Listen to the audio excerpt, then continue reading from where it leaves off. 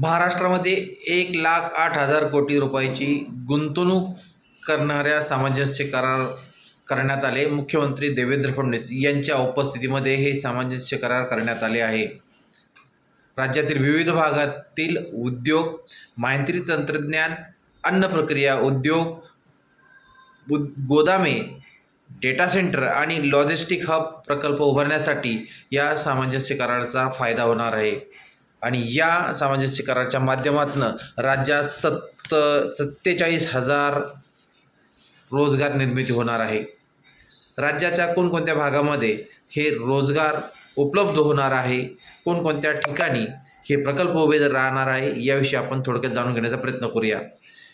MGSA हे रिएलिटीच्या माध्यमातून 5,000 कोटी रुपयाची गुंतवणूक होणार आहे आणि यातून 10,000 रोजगार निर्मिती होणार आहे.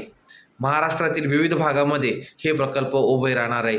याचं कार्यक्षेत्र असणार आहे औद्योगिक गोदामे, डेटा सेंटर आणि लॉजिस्टिक हब.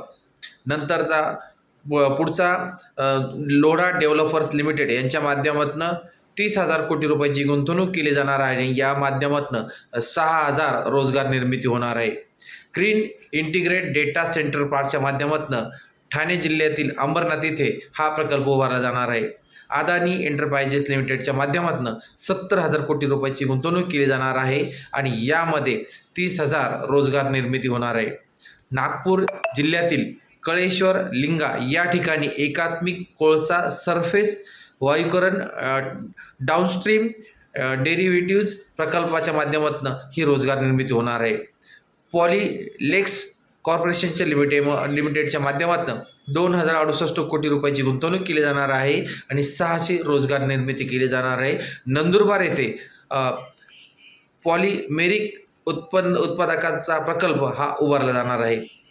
रिलायन्स कन्झ्युमर प्रोडक्ट्सच्या लिमिटेडच्या माध्यमातून 1,513 कोटी रुपयाचा हा प्रकल्प उभारला जाणार आहे आणि यामध्ये 500 रोजगार निर्मिती होणार आहे. हा नागपूर जिल्ह्यातील काटोल या ठिकाणी हा प्रकल्प उभारला जाईल. खाद्य, पेय व अन्न उत्पादकांच्या निर्मितीसाठी हा सुविधा या प्रकल्पाची फायदा होणार आहे.